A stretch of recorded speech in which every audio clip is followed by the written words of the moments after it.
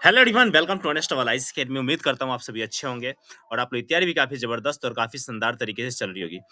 Guys, बहुत सारे updates हैं, इसके ऊपर हम लोग बातचीत करेंगे, लेकिन सबसे पहले बात करेंगे वो 10 महत्वपूर्ण बदलाव के ऊपर जो एनटीए ने किया है, ठीक है ना? इन तमाम बदलाव के ऊपर हम बातचीत करने वाले हैं, तो वीडियो काफ़ी ऑसम होने वाला है, काफ़ी ऑथेंटिक होने वाला है, तो शुरू से लेकर के अंत तक देखिएगा। हर एक चीज़, हर एक टॉपिक, हर एक पॉइंट आपको बहुत अच्छे से समझ में आ जाएगा। कुछ बेसिक्स बदलाव के बारे में बात कर लेते हैं, फिर वो 10 महत्वपूर्ण बदलाव कौन-कौन से हैं, वो मैं बात करूँगा। देखिए, ये टोटल एक बहुत बड़ा पेजर आया है, बुलेटिन आया है, ठीक है ना? और एनटीए ने इसे जारी किया है और ये आप लोग शायद बहुत लोगों ने देखा होगा।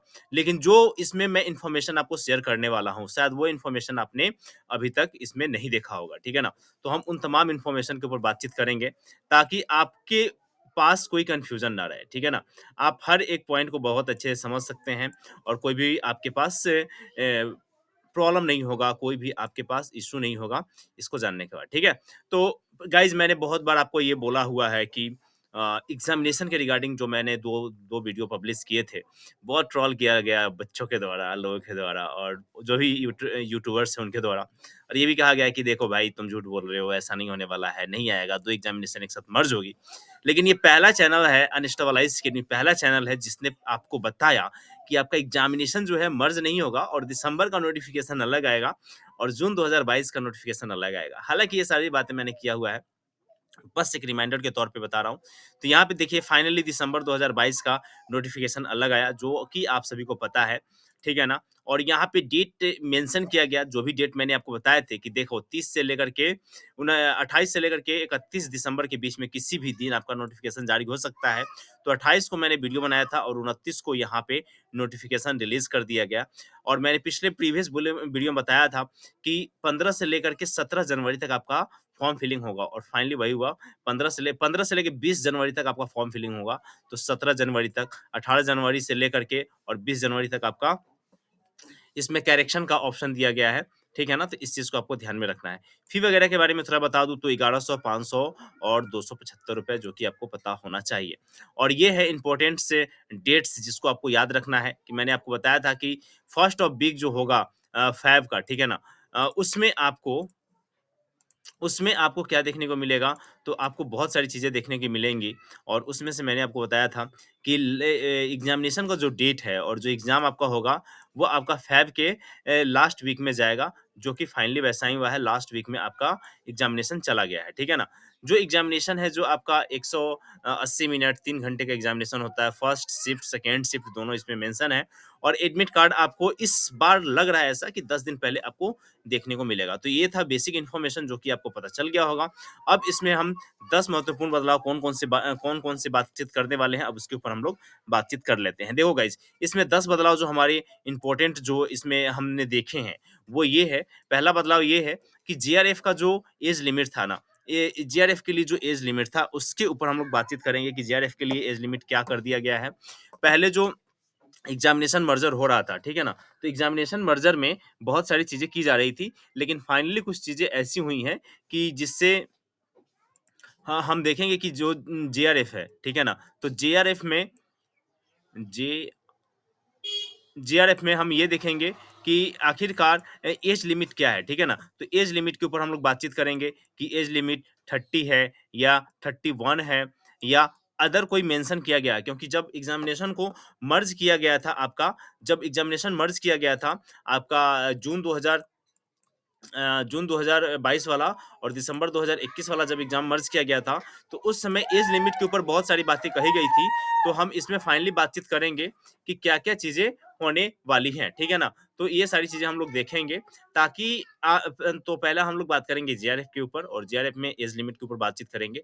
उसके बाद इसमें कुछ बेसिक चेंजेस किए हैं, जब आप एप्लीकेशन फॉर्म फिल करने जाएँगे, तो कुछ बेसिक चीज़ें इसमें चेंज हुए हैं, तो उसके ऊपर हम बातचीत करेंगे, ठीक है ना? और एक चीज़ जो यहाँ पे सबसे अच्छा बदलाव कर दिया गया है, वो ये है कि पहले आप जब फॉर्म फिल करने जाते थे, तो आपसे ये आपको कहा जाता था कि देखो भैया, फ़ोटो जो है उसको आप सही से बनवा कर के लाओ, 30 केबी से 40 केबी के बीच में होना चाहिए, उसका हाइट एंड ब्रीथ इतना होना चाहिए। तो ये सारा चीज़ आप इस बार यूजीसी के नेट पे ही वेबसाइट पे ही हो जाएगा, तो आपको अलग से कहीं जाके करने की ज़रूरत नहीं पड़ेगी। तो इस बात को आपको ध्यान में रखना है, ठीक है ना?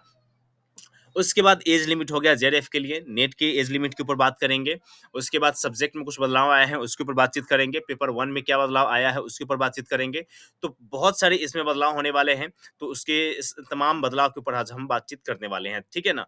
तो आप बिना समय गँवाए हुए अब आइए हम इस टॉपिक के ऊपर बातचीत करते हैं। तो यहाँ देखिए, कुछ यहाँ पे महत्वपूर्ण चीज़ें दी गई है और पहला सबसे बड़ा बदलाव ये है कि यूजीसी नेट ने जो पहले मर्जर वाला एग्ज़ामिनेशन चल रहा था, उस मर्जर एग्जामिनेशन को इस बार से समाप्त कर दिया गया है, तो ये सबसे बड़ा बदलाव, पहला बदलाव तो यही है। सबसे बड़ा बदलाव यही है कि मर्जर वाला जो चल रहा था प्रोग्राम, उस प्रोग्राम को बंद कर दिया गया है और फाइनली सेपरेटली एग्जामिनेशन होना शुरू हो गया है, जो कि दिसंबर 2022 से आपको देखना शुरू हो गया है, ठीक है ना? एप्लीकेशन फॉर्म जो है वो 2 फॉर्मेट में यहाँ पे कह रहा है फाइनल जो सबमिशन है वो 2 स्टेप से लेके 3 स्टेप में नॉट कंप्लीटेड मतलब कि देखो, पहली बात तो ये है कि इसमें बहुत सारे स्टेप्स हैं जिसको आपको क्लियर करना पड़ेगा। इसमें आपके एग्जामिनेशन से रिगार्डिंग आपके कौन से सब्जेक्ट से आपने एग्जाम दिया है, पीजी कौन से सब्जेक्ट से किया है, यानी कि पोस्ट ग्रेजुएशन कौन से सब्जेक्ट से हुआ है, कितना नंबर आया है, ये सब चीज़। नंबर से एक मैं बात बता दूँ, बहुत सारे कमेंट करके पूछ रहे हैं कि सर नंबर कितना परसेंट नंबर हो ग्रेजुएशन में, तो हम माफ़ कीजिएगा एमए में, तो हम फॉर्म फिल कर सकते हैं। तो उसके लिए 55% मार्क्स मैंडेटरी होता है। अगर 55% मार्क्स आपका नहीं आता है एमए में, तो फिर आप फॉर्म फिल नहीं कर पाएँगे, ठीक है ना? कोविड से रिलेटेड कुछ यहाँ पे एडवाइजरी दिया गया है, तो उस एडवाइजरी को आपको ध्यान में रखना है, क्योंकि कहीं न कहीं ये चीज़ें इस बार मैटर करने वाला है। तो कोविड-19 जो पैंडेमिक है, उसके लिए एक रिगार्डिंग यहाँ पे 1, 2, 3, 4, 5, 6, 7 7 यहाँ पे बदलाव किए गए हैं, तो इसको आपको देखना है और ये 7 बदलाव कौन-कौन से हैं, तो मैं आपको बता दूँ गाइज़। तो 7 बदलाव में आपको देखो यहाँ पे सेल्फ डिक्लेरेशन फॉर्म आपको भरना पड़ेगा। वो अभी कब? जब एडमिट कार्ड आपका आने वाला होगा तब, ठीक है ना? ऐसा नहीं है कि अभी भी आपको भरने का मौका दिया जाएगा। जब एडमिट कार्ड आएगा तब आप इसको भर लेना और यहाँ पे सिंपल सा बात कहा जा रहा है कि आपको बॉल पॉइंट पेन से आपको सब कुछ मेंशन करना भरना है। फ़ोटोग्राफ्स आपका होना चाहिए। सैनिटाइज़र आप ले सकते हो और एक बोतल ले सकते हो और आईडी प्रूफ आपके पास होना चाहिए। तो ये सारी चीज़ें बेसिक इन्फॉर्मेशन है जो आपको पता है, ठीक है ना? अब हम आते हैं कि जेआरएफ के ऊपर हम सबसे पहले बातचीत कर लेते हैं कि जेआरएफ के लिए एज लिमिट क्या है। सब्जेक्ट के रिगार्डिंग थोड़ा-सा मैं देख लूँ तो नए न्यू पैटर्न के अकॉर्डिंग क्या किया गया है बदलाव। तो यहाँ पे देखो यहाँ पे है 50 100 क्वेश्चन्स, ठीक है ना? 100 मार्क्स के 50 क्वेश्चन आएँगे, जो कि आपको पता है कि 50 क्वेश्चन पूछा जाता है, 100 नंबर उसका दिया जाता है, फिर 100 क्वेश्चन का 200 नंबर दिया जाता है, ठीक है ना? और इस बार जो किया गया है जेआरएफ में बहुत बड़ा बेसिक बदलाव किया गया है, उसके ऊपर हम लोग पहले देख लेते हैं। तो यहाँ पे देखो ये सारे पता है कि भैया ऑब्जेक्टिव टाइप होगा और इसमें कुछ ज़्यादा ख़ास है नहीं, ठीक है? उसके बाद यहाँ पे मीडियम क्या होने वाला है, मीडियम आमोदा क्वेश्चन्स पेपर हिंदी, इंग्लिश दोनों होने वाला है। तो इस बार जब आप अप्लाई करने जाओगे, तो आपको हिंदी और इंग्लिश दोनों का ऑप्शन देगा कि आप कौन से मीडियम में अप्लाई करना चाहते हो, क्वेश्चन पेपर कौन से मीडियम में देखना चाहते हो, तो सबसे बड़ा बदलाव आपको ये दिखने को मिल रहा है, ठीक है ना? उसके बाद मार्किंग स्कीम में क्या है, तो यहाँ पे देखो इस क्वेश्चन का 2 नंबर होगा और यहाँ पे कोई भी नेगेटिव मार्क्स नहीं कटेगा।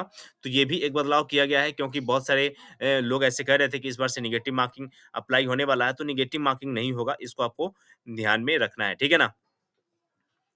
उसके बाद देखो एलिजिबिलिटी जो क्राइटेरिया है ये बहुत ज़्यादा इम्पोर्टेंट है और यहाँ पे देखो कि जो जर्नल है अनरिज़र्व कैटेगरी से है, जर्नल ईडब्ल्यूएस है तो उनके लिए 55% मार्क्स चाहिए ही चाहिए।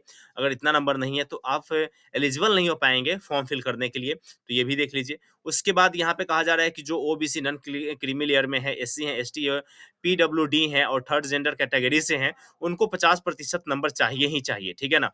और यहाँ पे कहा जा रहा है कि जो जेआरएफ के लिए और असिस्टेंट प्रोफेसर के लिए आपको कितने नंबर चाहिए तो एटलीस्ट कम से कम 55% नंबर ही चाहिए। तो एक बात को आपको ध्यान में रखना है आप चाहे किसी भी कैटेगरी से हो, जेआरएफ के लिए अगर जाना है और हायर नंबर आपको कम से कम कितना चाहिए फॉर्म फिल करने के लिए तो 55% नंबर चाहिए। तो इसको आपको ध्यान में रखना है, ठीक है ना? एज लिमिट के ऊपर बहुत ज़्यादा सवाल आ रहे हैं कि एज लिमिट के ऊपर सर आप बात कीजिए।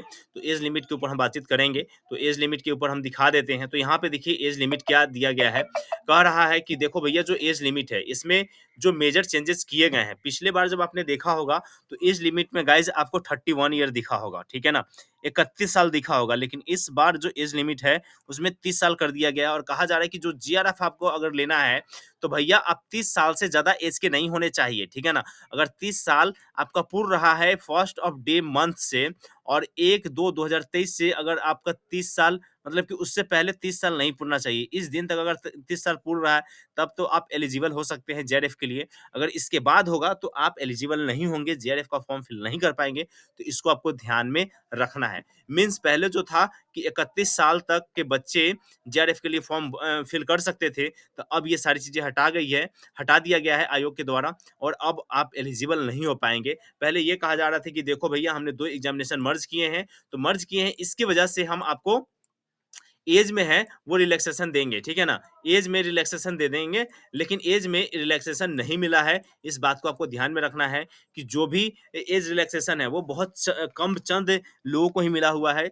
और चंद कैटेगरी को ही मिला हुआ है। यहाँ पे देख लो तो 5 साल का एज रिलैक्सेशन प्रोवाइड किया गया है, किसके लिए? ओबीसी नॉन क्रीमी लेयर में है स्टूडेंट उनके लिए और जो सेंट्रल लिस्ट में आते हैं ओबीसी में और यहाँ पे उनका वेबसाइट दिया गया है इस पे, तो उनको 5 साल का एज रिलैक्सेशन दिया गया है, ठीक है ना? और किसको दिया गया है तो एससी हो गए, एसटी हो गए, पीडब्ल्यूडी हो गए, थर्ड जेंडर कैटेगरी के हो गए तो या वुमेन हो गए, इन लोगों को एज रिलैक्सेशन दिया गया है 5 साल का, ठीक है ना?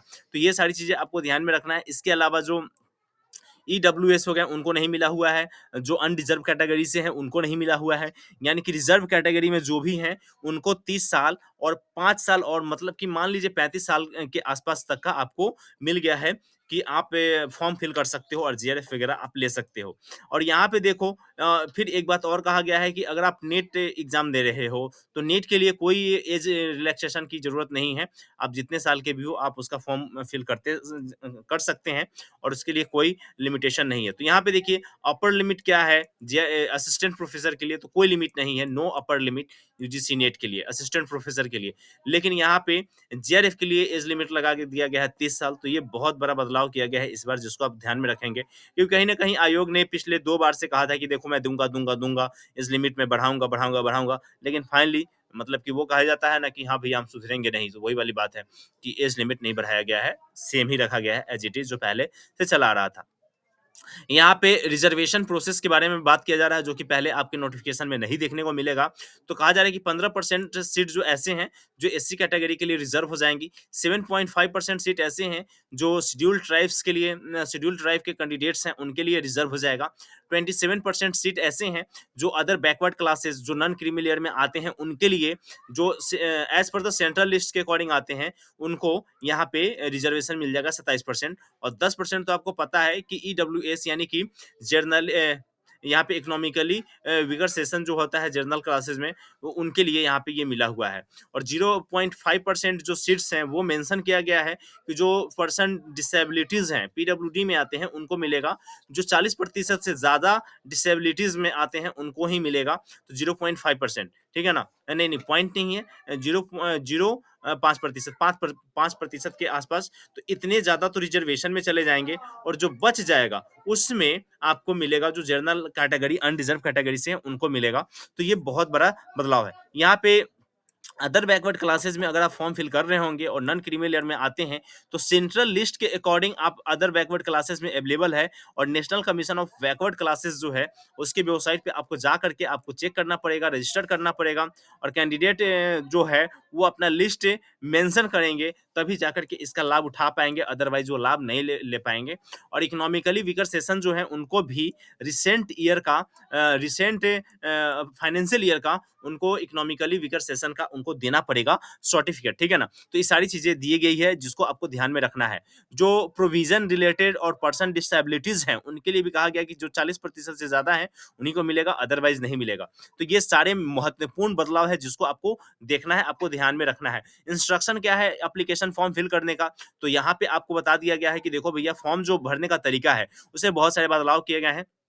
पहली बात तो ये है कि ये देखो जो नेम है मदर्स नेम है और फादर नेम है और डेट ऑफ बर्थ है वो आपका जो स्कूल जो सर्टिफिकेट है, ठीक है ना? उसके अकॉर्डिंग होना चाहिए, अदरवाइज वो आपका वैलिड नहीं होगा, ठीक है ना? उसको आपको ध्यान में रखना है। उसके बाद आपका बैंक अकाउंट पासबुक और फोटोग्राफ्स के साथ होना चाहिए, आइडेंटिटी कार्ड आपके पास कोई ना कुछ होना चाहिए और क्वालिफाइंग डिग्री सर्टिफिकेट आपके पास होना चाहिए मास्टर्स का, ठीक है ना? उसके बाद यहाँ पे कहा जा रहा है कि आपके पास जो एड्रेस है वो मेंशन करो, फिर सेंटर का चॉइस आपको 4 नंबर में मिलेगा, जिसमें 4 सिटी का आप चॉइस कर सकते हो, ठीक है ना?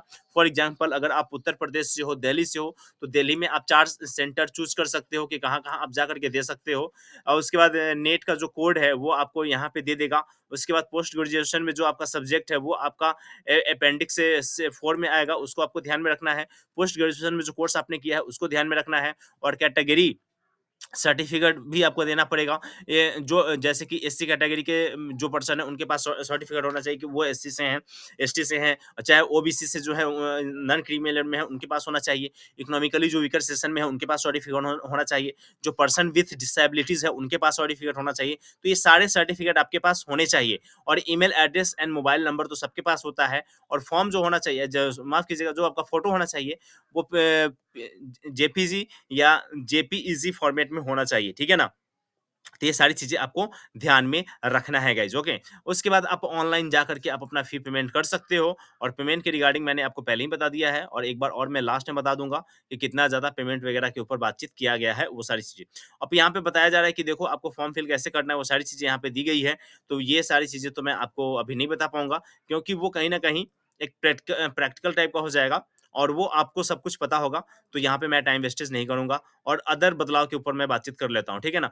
जो प्रोविज़नल आंसर की है, जिसको साइलेंस करना है, तो उसके ऊपर जो बदलाव किया गया है, वो ये कहा जा रहा है कि देखो पहले था ₹250, उसको कर दिया है कि ₹200, ठीक है ना? पहले ₹250 बदलाव के लिए, मतलब कि आप जो भी क्वेश्चन आप चैलेंज करते थे, उसके ₹250 चार्ज करती थी आयोग, अब ₹200 कर दी गई है, तो ₹50 कम कर दिया गया है, उसको आप ध्यान में रखिएगा। शायद पिछले बार भी 200 ही था ना? ख़ैर आप एक बार चेक कर लेना, ठीक है ना? लेकिन यहाँ पे एक बदलाव देखने को मिल रहा है। उसके बाद जीआरएफ के लिए यहाँ पे पता है कि जो असिस्टेंट प्रोफ़ेसर है, ठीक है ना? तो यहाँ पे देखो, कहा जा रहा है कि असिस्टेंट प्रोफ़ेसर को 6% जो रिज़ल्ट है वो 6% रिज़ल्ट आएगा, ठीक है ना? जो total eligibility of assistant professor shall be equal to 6%, मतलब कि ये आपको 6% आपको नेट एग्ज़ामिनेशन में मिलेगा, और इसका 1% के आस-पास से जीआरएफ वगैरह को मिलता है, जिसको आपको रखना है, ठीक है ना? और स्टेप 3 में भी यहाँ पे मेंशन कर दिया गया है, ठीक है ना? स्टेप 3 में भी मेंशन कर दिया गया है, टोटल स्लॉट अलॉटमेंट वगैरह के ऊपर बातचीत किया गया, और कहा गया है कि जीआरएफ और एलिजिबिलिटी ऑफ असिस्टेंट प्रोफेसर और असिस्टेंट प्रोफेसर, ये सारी चीज़ें यहाँ पे दी गई है, और 1% के आस-पास जीआरएफ के सीटें होंगी, ठीक है? तो यही सारी चीज़ें हैं जो महत्वपूर्ण बदलाव है, और क्या बदलाव देखने को मिल रहा है उसके ऊपर हम बातचीत एक बार कर लें। तो टॉप 10 जो बदलाव है वो हमने आपको बताया, और भी इसमें बहुत सारे बदलाव हैं, तो छोटे-मोटे बदलाव हैं जिसको आप देख लेना एक बार, ठीक है ना गाइज़? और इस सेंट्रल लिस्ट के अकॉर्डिंग, और जेआरएफ जो भी सर्टिफ़िकेट वगैरह लगा रहे हो, उसको काफ़ी आराम से लगाना, ध्यान से लगाना, अदरवाइज़ बहुत ज़्यादा आपको प्रॉब्लम का सामना करना पड़ सकता है, ठीक है ना? और यहाँ पे सारी चीज़ें दी गई है कि फ़ी प्रोसेसिंग और पेमेंट वगैरह के बारे में दिया गया है, तो ये सारी चीज़ें आप देख लेना, और इसमें मुझे नहीं लगता है कुछ ख़ास चीज़ें हैं। ये एक चीज़ याद रखना है कि अगर किसी का पेमेंट फँस जाता है, तो वो क्या करेंगे, क्योंकि कहीं न कहीं ये प्रॉब्लम होता है कि पेमेंट फँस गया है, दिक्कत है, कैसे करूँ, क्या करूँ? तो ये सारे नंबर हैं जिसको आपको याद रखना है, जिसके माध्यम से आप अपना सॉल्यूशन पा सकते हो, ठीक है ना? तो इसको आपको याद रखना है, ये नंबर दिया गया है, कहाँ पे कंप्लेन करना है। केनरा बैंक से अगर आप फॉर्म भर रहे हो, एचडीएफसी से फॉर्म भर रहे हो, तो ऐसे करना है, आईसीआईसीआई से कर रहे हो, तो ये यहाँ पे कंप्लेन करना है, तो सारी चीज़ें दिया गया है। ग्रीवांसेस से रिलेटेड आप कर सकते हो कुछ यहाँ पे क्यूरीज़ वगैरह, इंक्वायरी वगैरह, तो वो सारी चीज़ें यहाँ पे दी गई है, ठीक है ना? जो लिस्ट है सब्जेक्ट का, वो यहाँ पे दिया गया है गाइज़, ठीक है ना? तो सब्जेक्ट का जो लिस्ट है वो यहाँ पे दिया गया है। टोटल नंबर ऑफ सब्जेक्ट कितने हैं, तो ये जैसे ही मैं स्क्रॉल करूँगा, सब आपको दिखाई दे देगा। तो 83 सब्जेक्ट रखा गया है, तो इसको आपको याद रखना है, ठीक है ना? अब 83 सब्जेक्ट से आप नेट, जेआरएफ वगैरह कर सकते हो।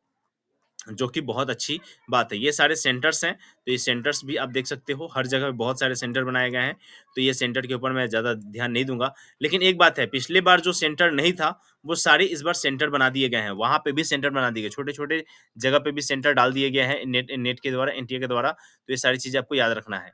यहाँ पे कुछ बेसिक चीज़ें दी गई है, उसको मैं बता दूँ तो ₹1100 आपको जो है, वो लग जाएँगे आपके जनरल कैटेगरी के कैंडिडेट को, और ₹550 और ₹275 इस तरीके से दिया गया है, जिसको आपको याद रखना है माय डियर फ्रेंड्स, ठीक है ना? अब क्या है इसमें बदलाव, तो यहाँ पे कुछ खास बदलाव नहीं है। अब देखो फॉर्म फिल करोगे तो क्या-क्या चीज़ें आएँगी, वो सारी चीज़ों का यहाँ पे दे दिया गया है। तो आपको कैंडिडेट का नाम, father name, mother name, date of birth डालोगे, जेंडर डालोगे, आइडेंटिटी कार्ड डालोगे। अब देखो आइडेंटिटी कार्ड में अब 2-3 चीज़ें हैं। अगर आप चाहो तो 2 आइडेंटिटी कार्ड सिलेक्ट कर सकते हो। फॉर एग्ज़ाम्पल आप यहाँ पे पैन कार्ड सिलेक्ट करते हो तो नीचे आपको दिया जाएगा क्या आपके पास आधार कार्ड है? अगर आप कहोगे कि हाँ, मेरे पास आधार कार्ड है, तो आधार कार्ड को आप जैसे ही भर दोगे, तो फिर आपके पास नोटिस लेकर के आएगा कि देखो भैया आप आधार अगर आपने सिलेक्ट कर लिया है, तो उसके बाद आप कोई भी चीज़ आप बदलाव नहीं कर सकते हो। तो सारी चीज़ें अभी मैं दिखाता हूँ इसमें शायद होना चाहिए। आइडेंटिफ़िकेशन का नंबर चाहिए, उसके बाद ये आपके एड्रेस वगैरह आ जाते हैं, फिर आपका एड्रेस सेम है तो वो डाल लो। सेकंड फॉर्मेट का आपका मान लो कि इस तरीके से फॉर्म फिल हो गया, ठीक है ना? एबीसी नाम का कोई व्यक्ति है, इस तरीके का फॉर्म फिल कर लिया, तो यहाँ पे ये सब करते जाओगे और इस तरह से ये टिक करोगे, सबमिट कर दोगे, हो जाएगा। सेकंड पेज पे जब आप आओगे तो इस तरीके से आएगा कि सब कुछ मतलब कंप्लीट नहीं दिखाएगा, इनकम्प्लीट दिखाएगा, ठीक है ना?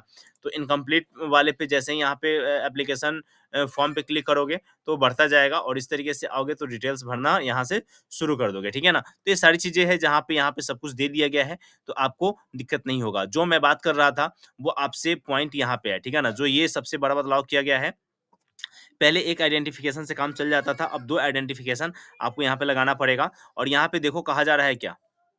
यहाँ पे क्या कहा जा रहा है वो देखो।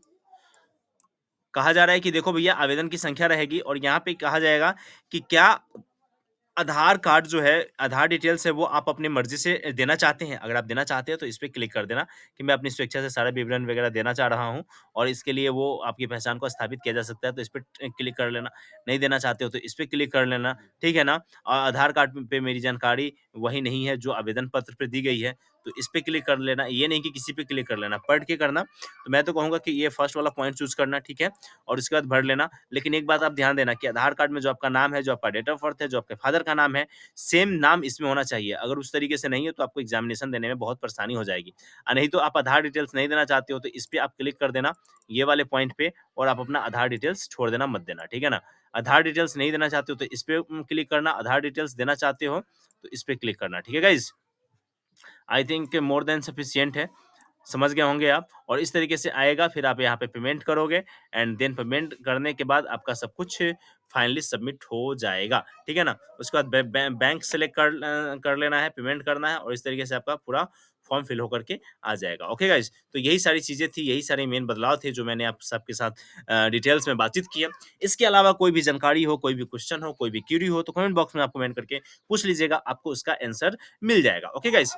आप मेरे से जुड़ सकते हैं 3 माध्यम है। एक तो अनस्टेबल आईसी अकेडमी का जो टेलीग्राम चैनल है वहाँ पे, दूसरा अनस्टेबल आईसी अकेडमी का जो यूट्यूब चैनल है वहाँ पे और तीसरा अनस्टेबल आईसी अकेडमी का जो प्रोफेशनल या यूँ कहा जाए ऑफ़िशियल इंस्टाग्राम चैनल है वहाँ पे, ठीक है ना? तीनों का डिस्क्रिप्शन में लिंक है, जाइए वहाँ पे आप मुझे फ़ॉलो कर सकते हैं, जान सकते हैं मेरे बारे में और बातचीत हो सकती है।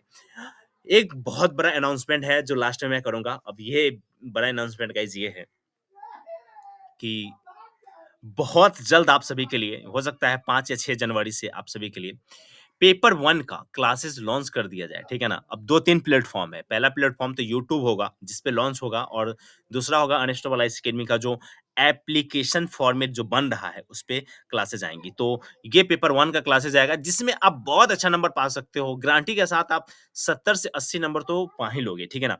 तो उस तरीके से हम लोग वहाँ पे करवाएँगे।